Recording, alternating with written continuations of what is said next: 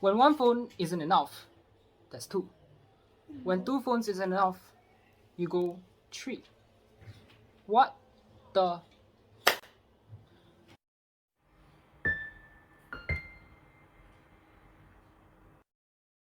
Now, Asian parents may be proud to say that I have two A's in my possession for now, and a M, which I don't know what grades it falls in, 98%.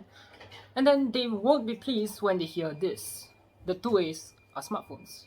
One's an A30s, another's an A70. Now, Aston Martin, the car company, does not have two A's as its brand initials, but an M instead. Now, as much as I love Magnum, I'm not an ice cream reviewer. I'm a smartphone reviewer. So let's get this straight. All of these phones are Samsungs. All of them are mid-range phones, and all of them have better battery lives than the Galaxy S series, but that is to be expected. All of them has a headphone jack, mono speaker setup, but they part ways here. Now, let's start with the chipsets on three of these smartphones here. The M21 has Exynos 9 series chipset in the phone, the mid-range 9611. The A30s has the Exynos 7 chipset, which is the Exynos 7904.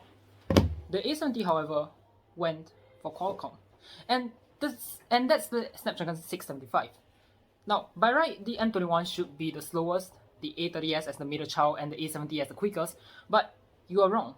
The M21 is actually faster than the A30s. And then now we are left with the quickest of the bunch, the A70. The phone is a tad faster than the M21, and if you compare all three phones in terms of cars, the A30s is a Toyota A86, the M21 is their GT86, and the A70 is a GR86. More differences? Sure. Both M21 and A70 has a bigger battery than the A30s, with a 4500 mAh and a 6000 mAh respectively. The A30s, a measly 4000 mAh. Then, we've got the screen. Both the M21 and the A70 shows a 1080p display, the A30s a 720p panel. Now it's not all singing and dancing for both the M21 and the A70 however. Due to the nature of the A30s being more power saving, as in the processor, the battery lasts longer than the A70, and the ultimate what the F movement comes in when you drag the M21 into the mix. Yes, the processor is more power hungry than the A30s, but then it's got a 6000 mAh battery, which sets the A70 to the last, the A30s in the middle, and the M21 at the top when it comes to endurance. And now we've got the display. Now, somehow when comparing both the A30s and the A70's display, my friend who owns the A70 told me that the A30s looked sharper. And then when I told him the display resolution of the A30s and the A70, he didn't believe. How did Samsung achieve it? Simple. It's smaller than the A70, and that's a 6.4-inch panel vs a 6.7-inch display. And then my other friend's M21 is the same size as the A30s, but get this, it's got a 1080p display, making it the sharpest of the bunch. Now, the A30s as the middle ground again, and the A70 that almost touches the A30s. Almost. Now, if you're gonna make a phone that fast, it's gonna charge fast too. If you combine the max charging speed of the Galaxy S21 and the battery capacity of the Galaxy Note 10 Plus, you get a A70. Simple words, 4500 mAh battery, 25 watts super fast charging.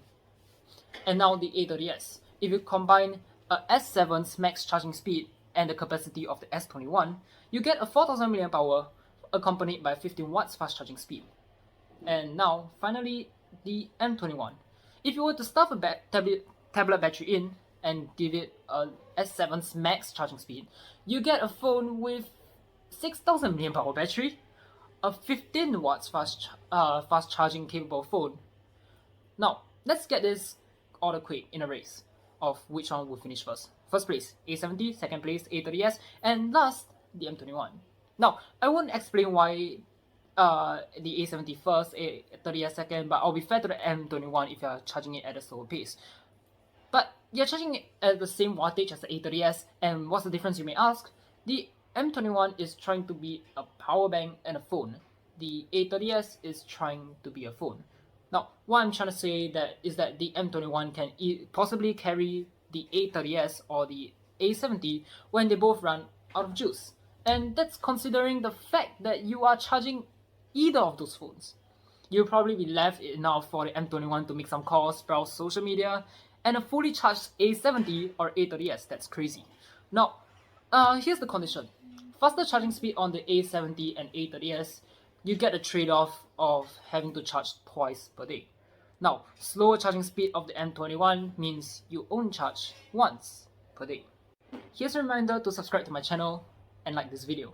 Comment what you'd like to see in this channel and I'll do my best to make those a reality. Now, if you don't mind, take time to help me to complete the Time Tech Improvement Program survey, link in the description. Now, back to the pretentious video. The rise of generations and addictions to social media is, well, common nowadays. A phone in that case should reliably show you amazing photos which will help curb your "I'm powered by Wi-Fi" issues. Now, in general, all three of these phones have the same setups. They all have a depth sensor, an ultra-wide, and needless to say, a main camera. But then, here's where Samsung thinks it's fun to make the A30s feel exclusive. They all have the same 8 megapixel ultra-wide, 5 megapixel depth sensor, but then the A30s was the baseline for the main camera, at 25 megapixel like its older brother, the A50.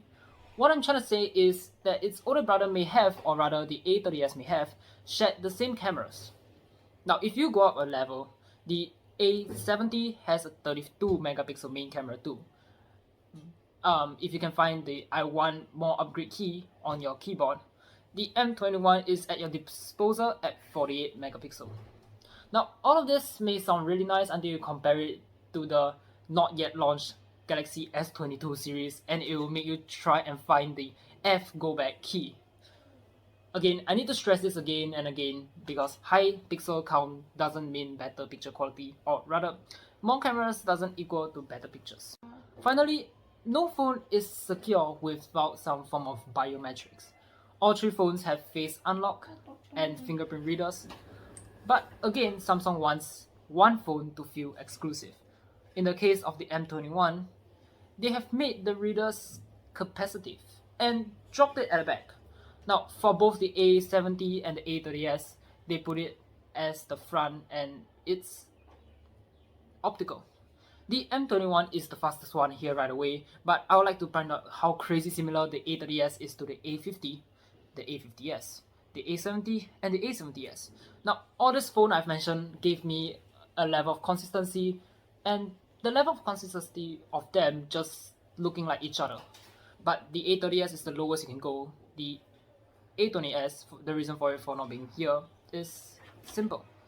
From the A30s and out, they all have an in-screen reader. The A20s, however, due to its LCD technology, moved the reader to the rear. Now, hence the reason why I think the A30s is so similar to the other A's mentioned earlier. And yes, all three phones in this video are dual SIM variants and they all support SD cards. One final thing to note is that if you want to go beyond crazy, the flagship caliber A90 should satisfy your lust. Snapdragon 855, a premium build with glass and metal, with the same design as the A70s, the A70, A50s, A50, and the A30s. Now, it was fun making this video and I really enjoyed it. I hope you did too, as the clips used here took us days to make. Now, let alone this script that required my pretentious mindset to write out. So I thank you for watching this video. Now, this is one of the only pretentious, non-pretentious thing I'd write, so thank you. And I'll see y'all next time.